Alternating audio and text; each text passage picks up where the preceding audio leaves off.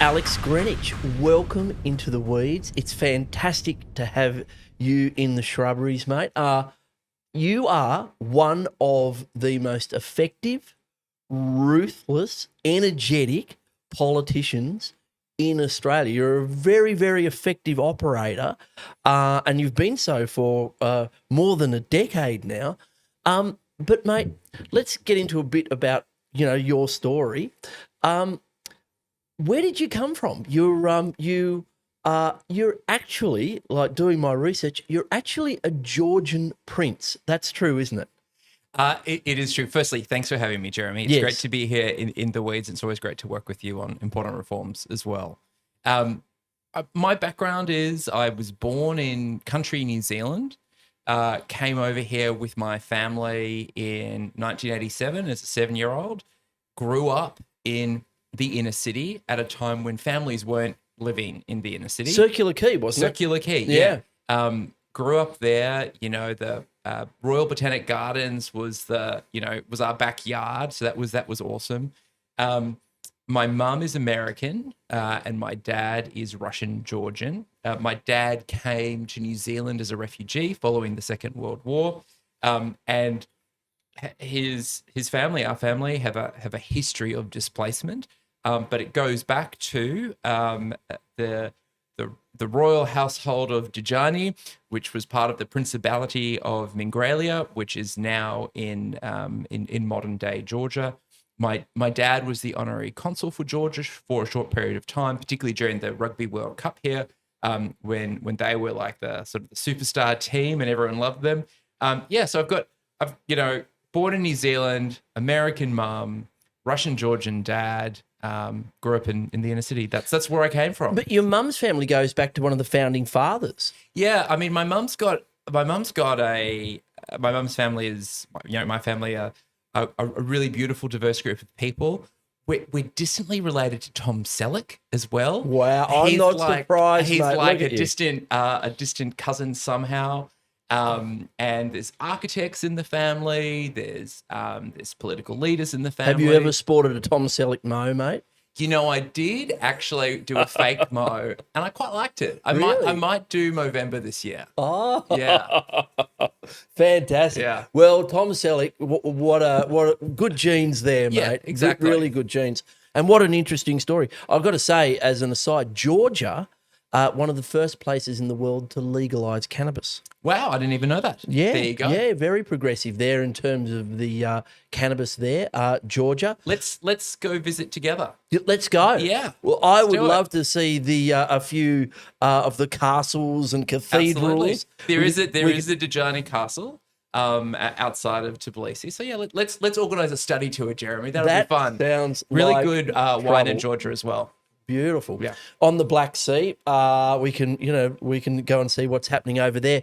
But you grew up, I think it's really interesting, you grew up in inner Sydney, Circular Quay, in the 80s, when there weren't a lot of people living in the inner city. It wasn't like Sydney now is just like 70% apartments, isn't it? There's just a lot of double income, no kids, single parents. There's a lot of people, hundreds of thousands of people living in the city. But back in the 80s then, it would have been a bit of a strange playground, wouldn't it? Like you had William Street, you had the red light district, you had the docks were more working class. They still weren't all gentrified. So there was a bit of urban decay. What a playground. How did that change you? I'm really grateful to my parents that we grew up in the inner city.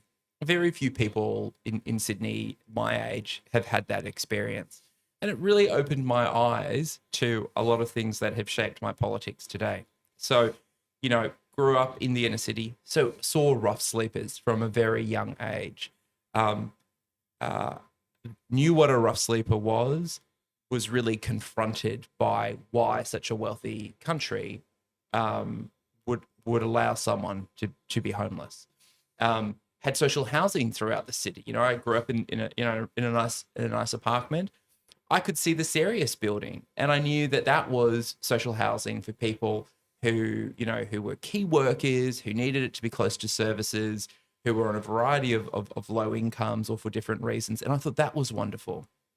I remember coming back from school debating. No surprise, I did school debating.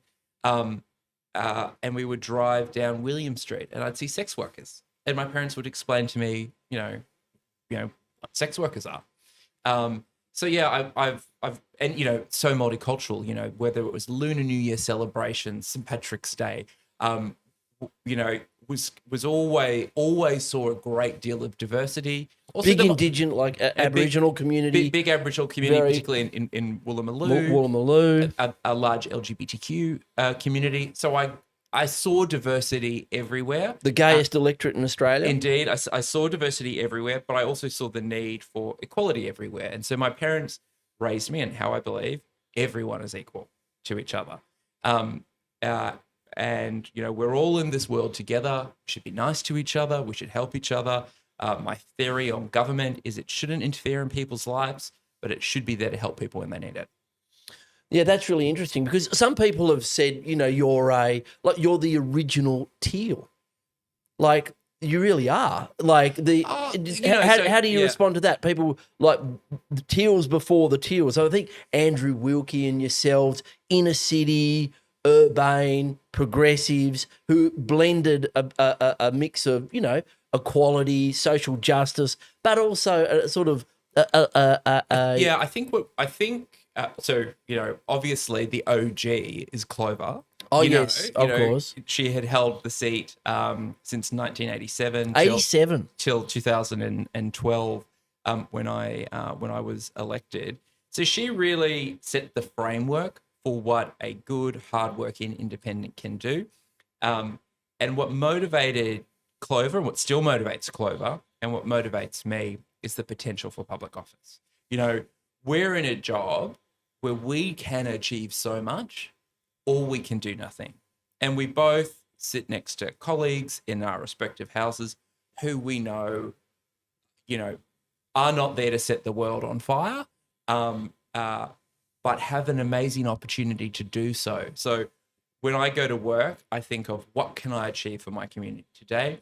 I don't put any boundaries or barriers in front of me in achieving that.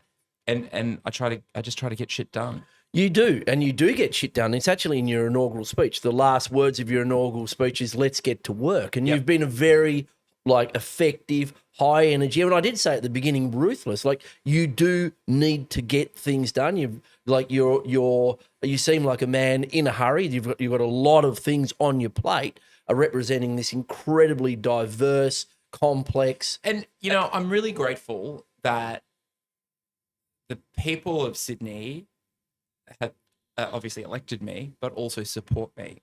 So when you are doing difficult reforms like marriage equality at a federal level, abortion decrim, voluntary assisted dying, or other socially progressive and contentious issues, it takes a lot of time, and it can distract from some of the other work that you've got to do. I've got an amazing, hardworking staff, but the Sydney electorate understand that the work which I do is bigger than the Sydney electorate, and they like that, and they want someone who's going to champion their values and achieve things. It's a really interesting decision to make as a politician, because a lot of lower house members it's all about localism. So they're just about fighting for infrastructure, provision of services, greasing the squeaky wheel, and don't really pick up those societal wide issues. And you saying you clearly have, and you picked up on the legacy of Clover Moore, Absolutely. who really was the OG independent. Yep. People, it's disappearing into the mists of time, but in the early 90s, there was this emergence of the independents in Sydney, Ted Mack, Clover Moore, John Haddon, and the like, and they were super effective picking up these statewide and issues. Fundamentally reformed our democracy. I mean, it was Clover who led the way for fixed 4-year terms at a state level, and we're still arguing about that federally. And it just works so well in New South Wales. We know when elections are. We've got 4 years to get stuff done. And it's organised and it makes sense. So I guess, when we look at the current discourse about the federal election and discussions about hung parliaments or balance of power situations, I like to think New South Wales shows that it can actually work for everyone.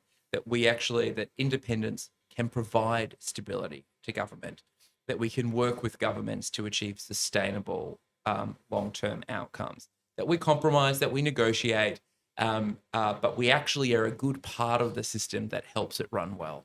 I think you're proof positive of that. And Clover, the Lord Mayor of Sydney, and what a transformation she has led in this city in just the time that we've been in Parliament for like I suppose the last 12, 15 years. The city has really changed. It really has changed just in terms of the infrastructure, like the light rail down George Street. I mean that is one of Clover's proudest achievements. The way in which she really lobbied hard, got council to put in funding, did a lot of the detailed design work. George Street was horrible pre-light rail. It was full of traffic, full of congestion, not a happy experience for a global city. And now it's like one of the best boulevards ever. Just this gigantic plaza of people and restaurants and trees. I mean, the beautification of the city. I talk about it endlessly with my family. I go, look, these trees are really changing the amenity, the aesthetic. These plane trees everywhere. And there was so much criticism of that. Oh, why would you do this? It's a waste of time. Yet it really has beautified not only the visual aspect, but the experience. Weather is just getting hotter. Trees provide canopy, a cool space below them. They help with CO2. Why wouldn't you want to make sure your global city has as many trees as possible? Exactly, and it just really makes a difference to places like William Street and the rest, which were to your office here. Here we are, here we are. It's just everywhere I go, I'm growing things. So Clover Moore, this pioneering, fearless independent, holding the seat. It wasn't always called Sydney, was it? What was it? It was previously Bligh. It was Bligh, that's right. Then Sydney. She, in effect, gets shafted by the O'Farrell government, says you can't be on council and an MP as well, creates a by-election.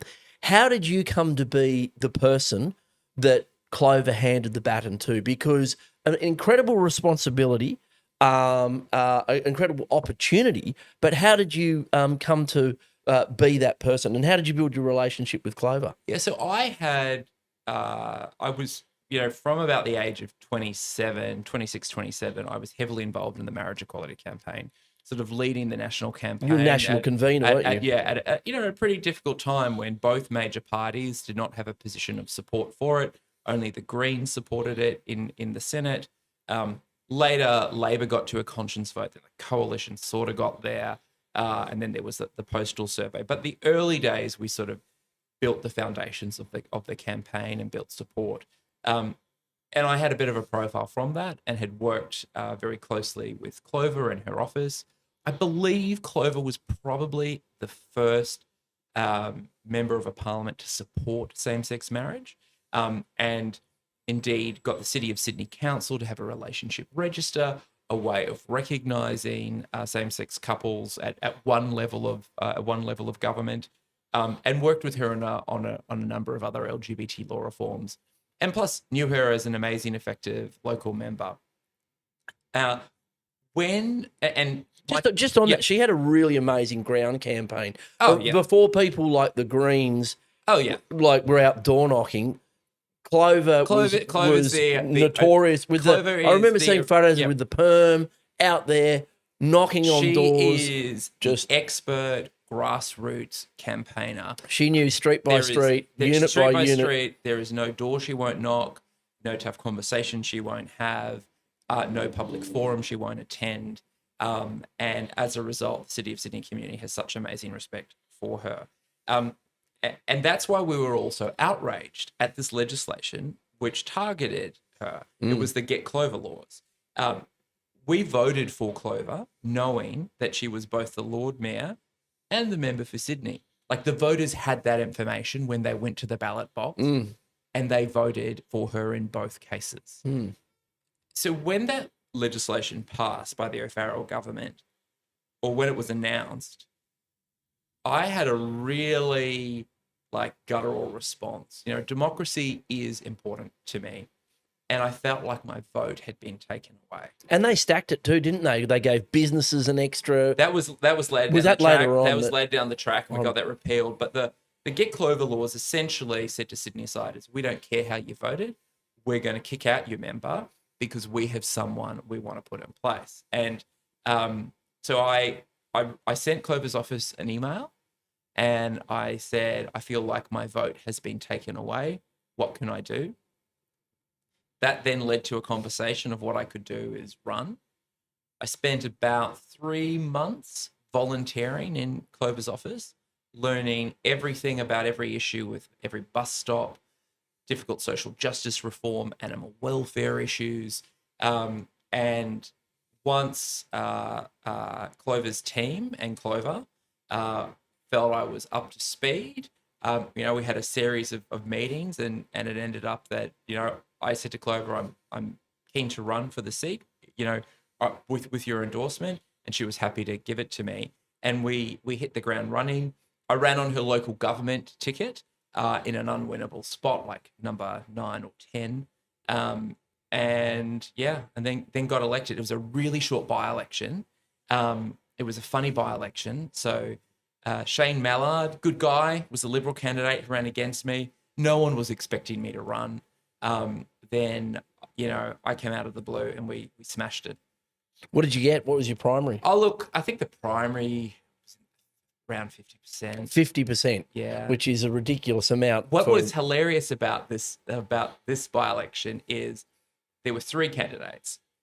Shane Mallard, who's a openly gay MP, Chris Harris for the Greens, and myself. So the Liberal Party and the Independent were the young gay candidates, and the Greens were providing the old white dude as their candidate. So it was a really interesting mix. But it's not that long ago, but it feels like a long time ago, because at that time the marriage equality debate was red hot. Like to be the Lord Mayor of Sydney, to be the member for Sydney, which is the heart. It's the nucleus of this mega city.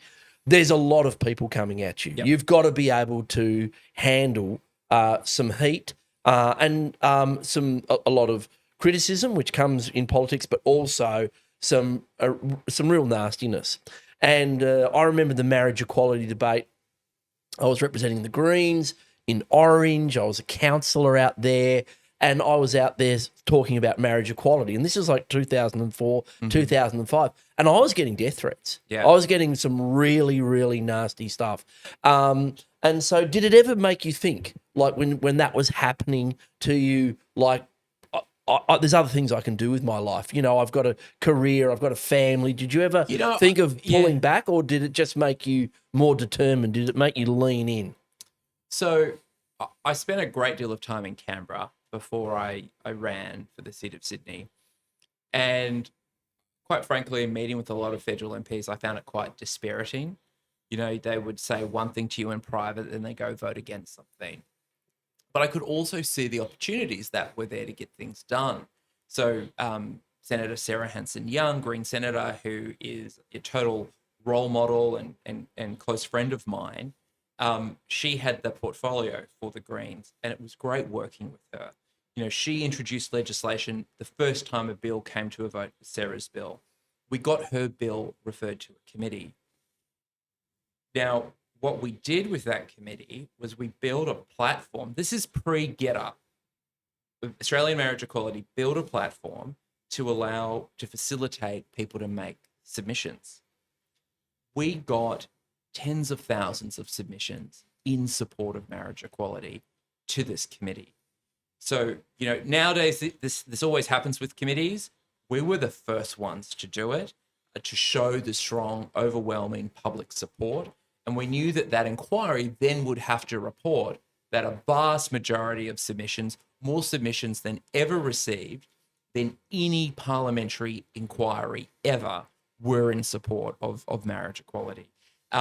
So, it would be dispiriting, but then you'd see the opportunity and what you can achieve. And we kept on progressing forward. I wrote a book about it, and I have a chapter in my book called Losing Forward.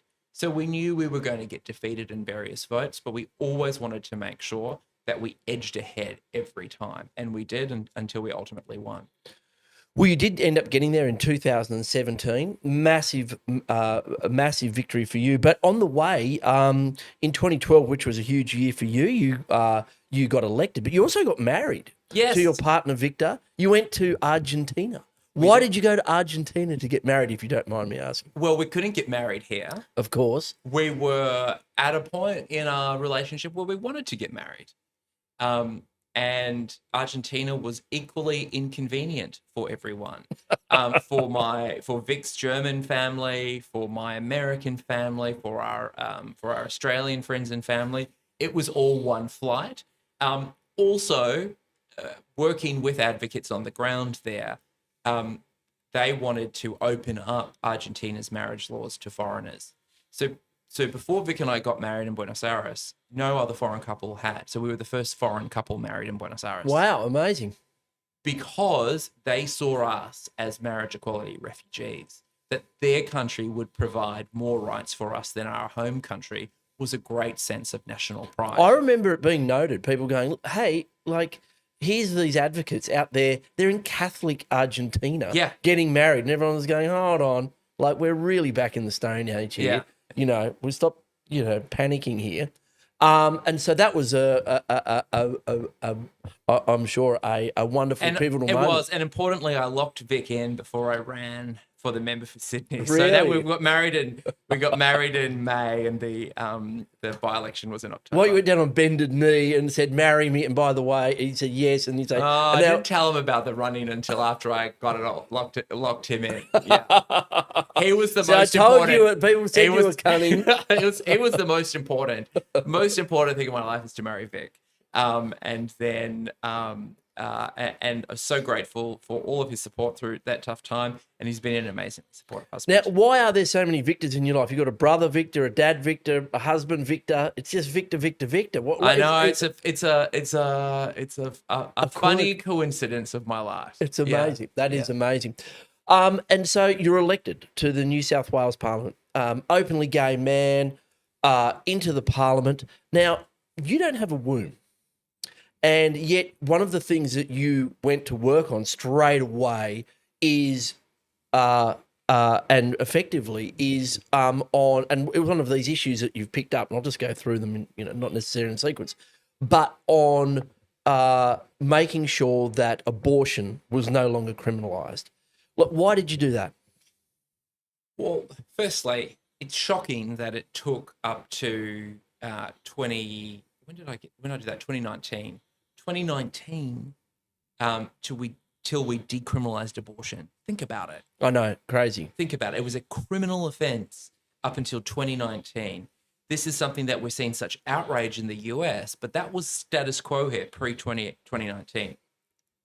So for me, women's reproductive rights was fundamental to my upbringing. I remember at age, I would have been 10 or 11, my grandmother, Jackie, American grandmother, Jackie, shared with me a letter she wrote to George H.W. Bush, outraged at his anti-abortion stance. And I thought, wow, that is so cool. My grandmother is, speaking truth to power. And she just instilled in me as her grandson the importance of women's reproductive rights, of women having agency over their own body, and making sure that men are not making decisions for women and for their own bodies.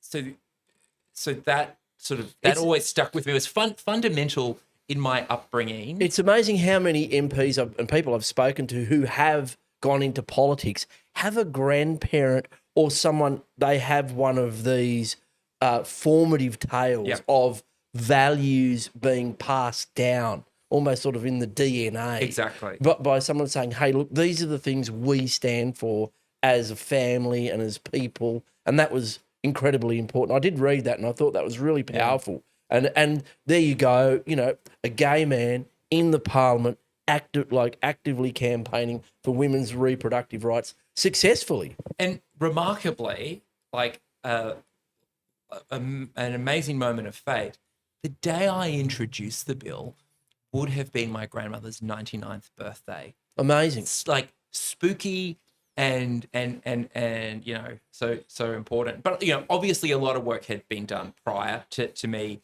introducing the bill. There was But you got it done. I mean, this has been a crime in New South Wales since New South Wales existed. So this is an incredibly long, protracted, you know, awful debate. Yeah, and I think working with the advocates, they had seen me in the marriage equality debate, set a dignified tone, be able to deal with the religious voices, being able to deal with opponents in a respectful way, and be zero focused on delivering the outcome. So it was great to work with people like family planning, Wendy McCarthy, Penny Sharp, and so many others to focus on getting it done. And look, also all credit to the former Premier Gladys Berejiklian. Met with her a number of times about this reform. She got a lot of flack. There were 2 MPs that were going to do a no confidence motion in the party room for some reason for Gladys for allowing this vote to happen. She stuck to her guns. And we got it done. And I think that's in part a credit to you. Well, no, not in part. It's wholly a credit to you because of the work you do before. Because you do get out there, identify the stakeholders, you narrow down the issues, you talk, you develop language that brings people along, and you plan this pathway to victory. And you build your coalition of supporters. I mean, with one by one, build them on. Absolutely. With abortion law reform, we had the AMA, the HSU, you know, so many really important, influential organizations on board, backing the legislation, backing the process. Yeah. And I think that gives the politicians who can be incredibly timid and cowardly in a lot of instances the confidence that this has been tested, that this once it really gets a lot of public scrutiny, you do the work beforehand so that when the scrutiny comes, the attack comes, it's robust, it stands up, and you've got a great advocate out there saying the right things in the right way on behalf of the right people. And so, look, you know, I'll share a secret.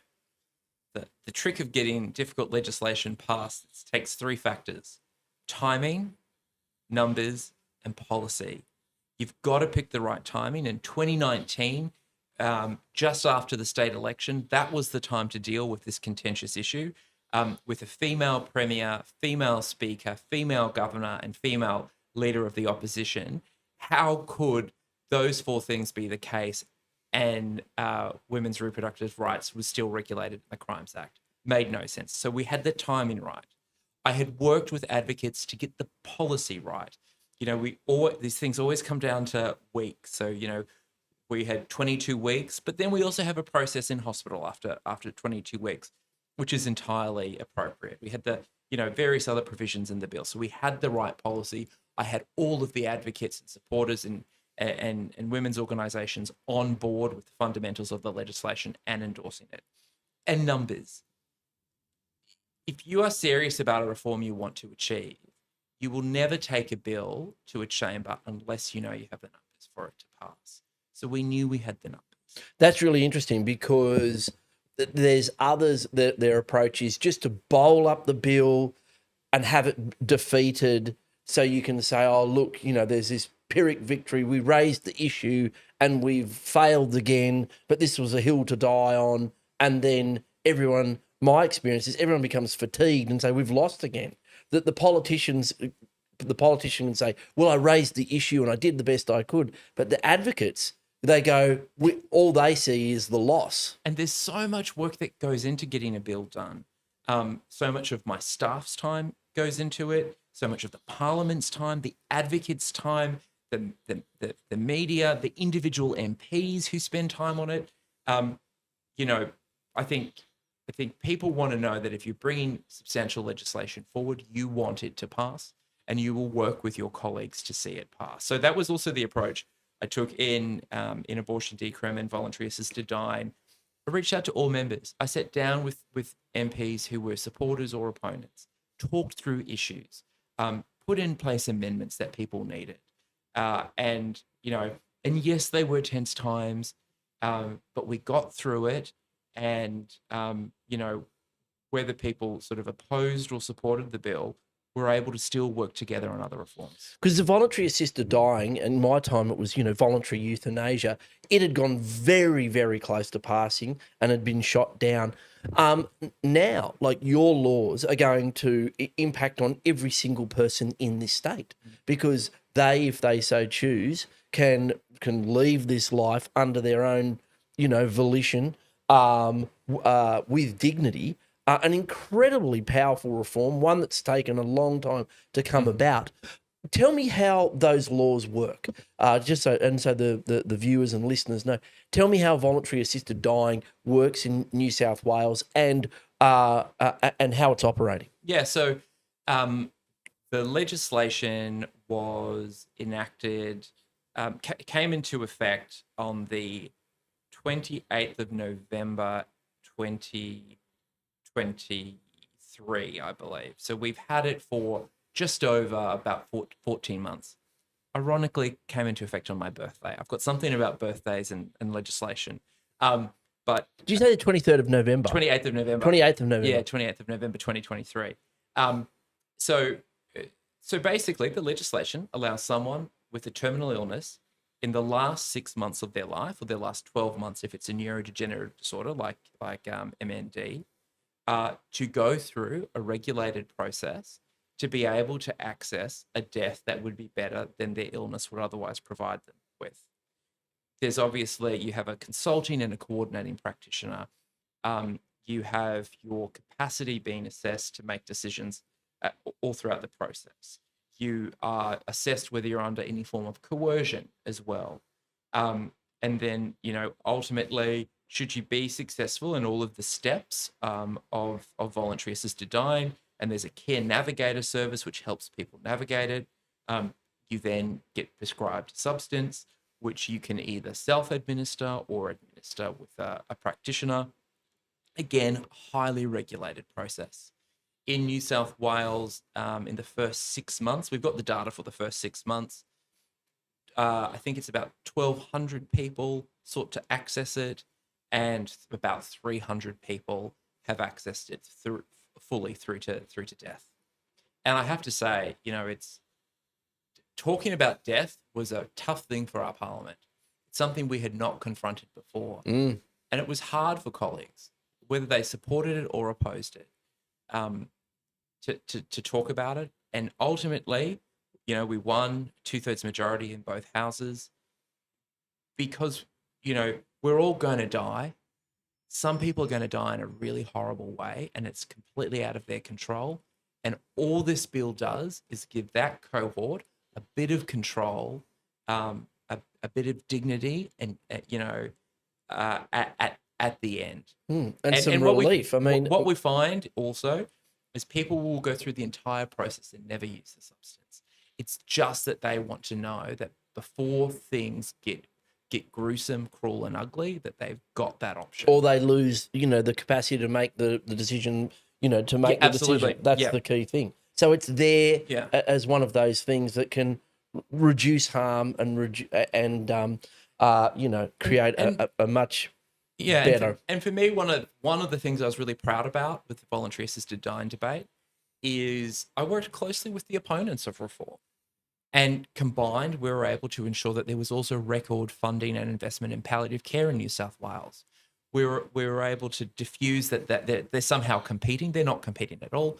There's different forms of end-of-life care. Palliative care is so important, and funding and access to it is vital in New South Wales.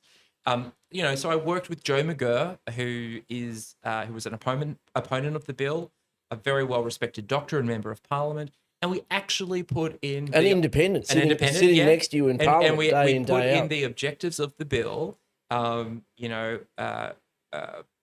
important information about access to palliative care, particularly in regional and rural New South Wales. So what I liked about that process is it was a tough debate for the Parliament, lots of really emotional and heartfelt contributions. People largely respected alternative views on things.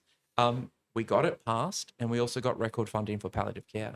It was quite a remarkable thing having 2/3 of the Parliament sit with me, and having the former Premier Perrottet and former Leader of the Opposition and now Premier Chris Minns sit on the other side. That was sort of a bit of a wild moment. It's the first time ever a conscience vote had passed with both the Premier and Leader of the Opposition opposing it.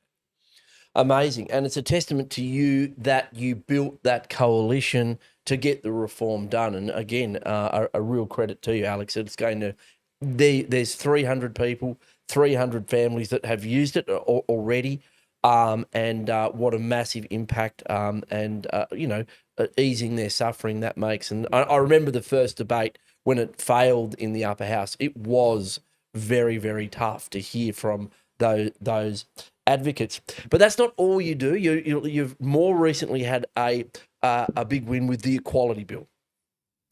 So tell us about that. Tell us about the work you've been doing in terms of removing discrimination from the laws, fighting prejudice, discrimination in the statutes of New South Wales with your gigantic piece of work in the Equality Bill, which I voted for. Yes, I appreciate it. Thank you for your vote. We were dealing after marriage equality with a whole bunch of so-called religious freedom laws coming at us at state and federal level. And the LGBT community and our advocacy groups were always on the defensive. And we were fighting against rights being repealed. That really pissed my mum off. And she said, Alex, you are using all of your energy and attention in a defensive mode. You need to go on the offensive. And I thought about it, and she was right. She's always right. And so she's really heavily involved in your politics. She in my life, in terms of such a positive influence, a successful business person, hugely intelligent. She's a real sounding board for you. Real sounding board. So I said to her, that's actually a really good idea. There's lots of laws that need updating. I'll do it. So after we had dealt with voluntary assisted dying, and that had been passed, I gave the amazing Tammy Nardone in my office a bit of space, and then I said, Tammy, I've worked out what my next bill's going to be. It's going to be a bill on all of the outstanding LGBT law reform. And I'm really grateful that Tammy is still working with me. And we partnered with Equality Australia, ACON, and other LGBTI organisations who basically did an audit of New South Wales law to identify all the areas of discrimination. And we basically put out the Equality Bill as our gold standard ambit claim. This is how New South Wales can get up to speed and actually out in front of every other state and territory. How does it compare with like other jurisdictions, like not just like every other state and territory, but globally? In New South Wales, we have more work to do. We always have more work to do. I copped a lot of criticism during the Equality Bill debate that, I'm not able to achieve everything. There's never been a time in history, unfortunately, where LGBTQ people haven't had to fight for our rights. That battle continues, but we were able to get... You were just saying you've got to defend them. You might have a win that you've got to keep the fight because there's people looking to undo it. Always. And, there were a lot of tough times during the marriage equality campaign, and I would occasionally catch up with Bob Brown, and Bob would just put things in context. He'd say, it's never been easy, Alex. It's never going to be easy. We've got to be in for the fight, and we've got to keep on putting effort in. So that always also sticks with me. I mean, Bob Brown, just outrageously courageous in like the totally. 90s, ridiculous. Like it was terrifying being an environmentalist in Tasmania, let alone like a 6'3" handsome gay doctor and just out in the Examiner in Launceston saying, I'm gay, and like just all very sort of nonchalant, just sort of blasé. Oh yeah, I'm gay. And like in a state which was just the laws were so horrendous. It was still on, it was still a crime to be a homosexual, and the bigotry was just. And he's such an inspiration. The postal survey, and I'm jumping around a bit. The postal survey was really tough, and we tried to stop it. And I would talk to Bob during that time, and he would just say, Alex, if you're going to achieve marriage equality, it's not going to be easy. The major parties aren't just going to give you the reform. There's going to be a fight for it, and our community's got to be in it, and we will win it. So going back to sort of the equality bill, I knew it was an ambit claim. I knew we were not always going to be able to achieve everything because there was always going to be more to do. But what we did do is, my bill had a prohibition on conversion practices in it. The government then basically adopted that, and we passed that. We couldn't change the Anti-Discrimination Act, but there's a review process which hopefully will lead to reform in that regard. We've got record funding for LGBT organisations achieved as well through a great deal of advocacy. And then the law itself, we were able to create an admin process for trans people to update their birth certificates. So all their ID documents are up to date. I believe we have some of the best and most accessible laws in the country now. We legislated non-binary as a legal sex or gender descriptor in New South Wales. We increased penalties for hate crimes against LGBTQ people. We updated a lot of language in laws to remove it from being discriminatory. We were able to do the first sex work reform in a very long time. Previously in New South Wales, it was illegal to be financially dependent on a sex worker. So we were able to repeal those provisions. And we just got a lot of other really important reforms through. Surrogacy reform through as well. So if people have gone through overseas commercial surrogacy, they were not able to get a parentage order when they came back to New South Wales because we have a prohibition on commercial surrogacy. The bill was able to give a pathway to families in that situation. It was a hard process. There was a lot of ugly campaigning from opponents. But just really grateful to the Premier and to Penny Sharp and Michael Daly and Ron Hernig and Ryan Park. We all worked so hard to come up with a number of areas of compromise and negotiation to pass a piece of law reform which will improve the lives, health and safety of LGBTQ people. From that day forward, amazing, mate, really amazing to be the tip of the spear in that campaign. And you're exactly right. I've always been a person who thought, look, let's get done what we can.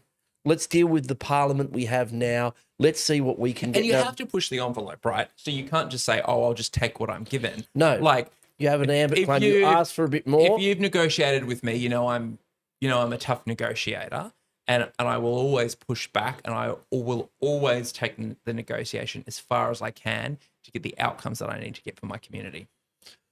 Well, speaking of your community, and like just at this point, congratulations, mate, on a series of spectacular wins. It really is amazing.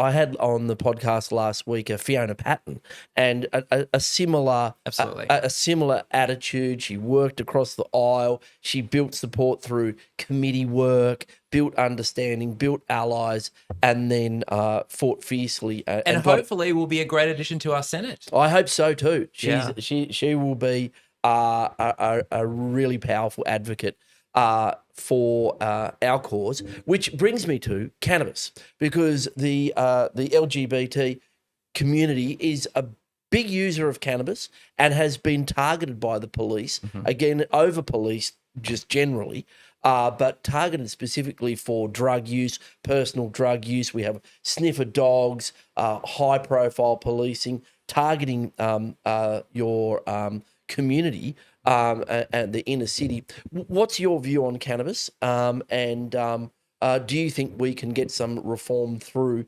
in the near term? Well, I'm long on the record in support of decriminalisation of cannabis in New South Wales and for wider drug law reform. And it's something that I know my community strongly supports. Also, it was great to see you in the Mardi Gras this year as well. There's fun photos of us together. I You know. in a funny green wig, harassing me. My husband had no idea who this person was. He was latched onto me. Did you get in trouble? I didn't get in trouble. He didn't see you as a threat. So, you know. Oh, I don't know how to take that. No, but back. So absolutely, and the public is with us on this as well.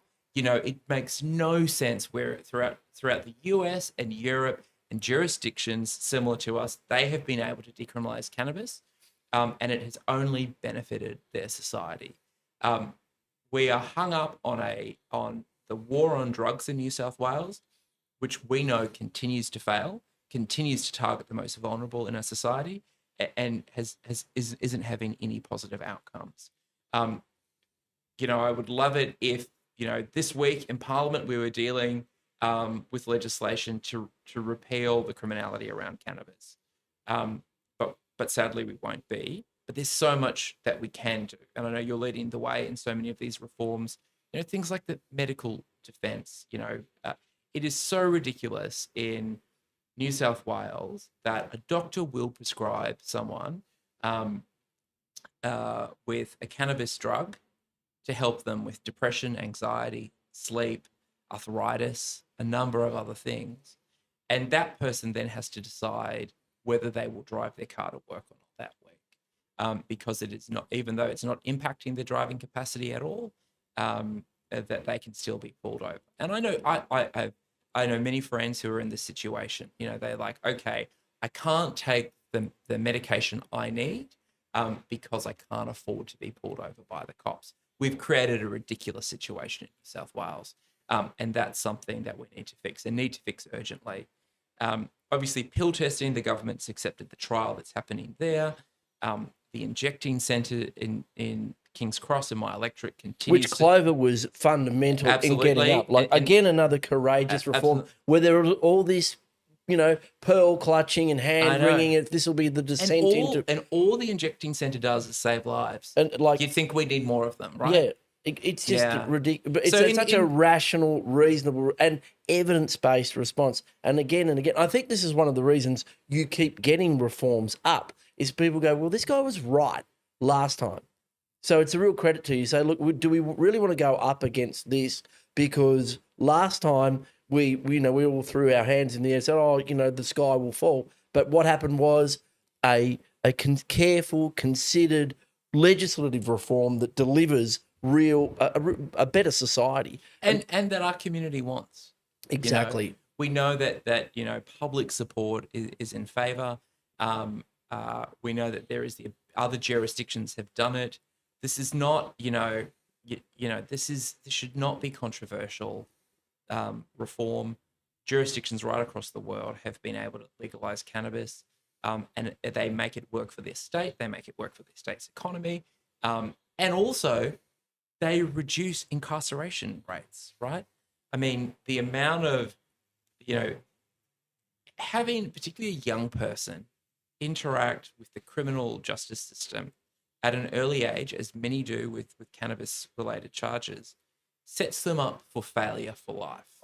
No doubt. Young Aboriginal women, it's the number one cause of them having to have having an interaction with the criminal justice system. It's the not the number. It's the first reason more than any other, and that's being searched for personal possession of cannabis. That then turns into them telling someone to piss off or fuck off or whatever. Yep. Then they get targeted again and again and again, and they rack up a multitude of offences, and then it just escalates from there. So it is a gateway, not to, you know, to problematic drug use, but to the. It's a gateway drug for the cops, is what you're saying. It is. Yeah. It is a gateway. It's a gateway drug for the cops to police. Yeah. Communities that they've targeted. You know, like not so long ago, the police had a very, very bad relationship with the LGBT community, Aboriginals, environmentalists, whatever it is. That it was a way, drugs have always been a way, I believe, for the police to target those people that they saw as a threat socially, and it's time it came to an end. And also, just to, I mean, don't want to blame the cops for everything. You know, it's our workplace that creates the laws, right? That says that this is a crime, and then the police are following that. And yes, there are definitely examples of over policing, but the responsibility is on us. You know, it's on your colleagues in the upper house and my colleagues in the lower house to create a fairer society with fairer drug laws. It sure is. So hopefully the Drug Summit comes up with some good recommendations about medically supervised injecting rooms, facilities, rolling those out, and cannabis law reform. And I believe that cannabis could add to the vibrancy of the city. And I wanted to ask you about Sydney, because Sydney has been revitalised. A massive public investment in the light rail, now the metro, Barangaroo. The city is incredible. It really is coming alive. I believe that cannabis could be like an addendum to that, an offering, you know, especially for tourists and for people who are not inclined to go out and drink or whatever, something that they could do. And I think it'd be great if hotels and pubs and clubs had that. But how do you see the city blossoming, coming to life even more? Because we had the lockout laws, the city was very dead, then we've had COVID. It seems to be re-emerging. How do you see the city evolving? What's your vision for Sydney going forward? Sydney is like, it is the most beautiful city in the world. That's our number one, our number one advantage. We're geographically beautiful. There is no harbour like ours. Amazing beaches everywhere. Our biggest challenge, I think, is the affordability of our city. And there's a great deal of work being done by the current government, by the City of Sydney, on trying to deliver more affordable housing in our city. Because it's great to have a beautiful city, but if people can't afford to live there, then what's the point? So it's young people that it's get young people. Like I think of where I live in the Cross. That used to be single women and gay men. And in one bedder and studios and share houses. And that developed and delivered the cultural foundations of so much of Sydney's nightlife. Now we're seeing whether they're boarding houses, studios, one bedders being knocked down and turned into, multi-million-dollar apartments, and a smaller number of them. So a big challenge is making sure we are continuing to deliver more affordable housing in Sydney so people can live, work, and play here. How do you do that? Well, I'm currently chairing a committee on essential worker housing in New South Wales, and you essentially have to bake it into the planning system. We can't have developers building luxury buildings and luxury apartments and also not delivering key worker housing. There's a way to do it. Currently, our planning system doesn't address it at all. So I'm hopeful to get some good reforms through in that space. So I would say affordability is one big thing. Transport is another big thing. We need to make sure we've got 24-hour transport that will help our nighttime economy and our economy work well. And we just have to really celebrate the diversity of our city. Whether it is Chinatown and the amazing Lunar New Year festival, whether it is Oxford Street, and I know like Oxford Street is going through a transition at the moment. Give us a year and it's going to look amazing with the new Ashmorgan site that's gone in, the new cycleway that's going in, the other developments that are happening there. You've got Utopia as well. So Oxford Street is... We had Ian Roberts on last week talking about Utopia. Yeah, awesome. So we have... What an amazing facility. We have, Oxford Street is coming back. So I think that Sydney's, we're beautiful, we're diverse. We've gone through so many different regulatory changes, like you said, lockouts, lockdowns, etc. We need to continue to loosen red tape. We need to continue to activate. The city is leading the way with outdoor dining. That should never have been hard or controversial, but no, it's ridiculous, isn't it? And now we have this wonderful, alfresco culture across Sydney, which is amazing. So yeah, I think the number one challenge is the affordability of living in Sydney, being able to come to Sydney, to be able to go out at night, and being able to have a safe night out as well. Amazing, Alex. Well, you've got an incredible track record. You've been a spectacular success as a local member and as a politician representing the people of New South Wales. And you've got a huge job in front of you, fighting the good fight on housing affordability and representing an incredibly culturally diverse and demographically diverse electorate. I mean, so all the very best to you. I really appreciate the work you have done in the Parliament. You've been an amazing success, and I really appreciate you taking the time to come into the weeds for a chat. Thanks so much. Really appreciate it. Thanks for all the work you do. Thanks, mate.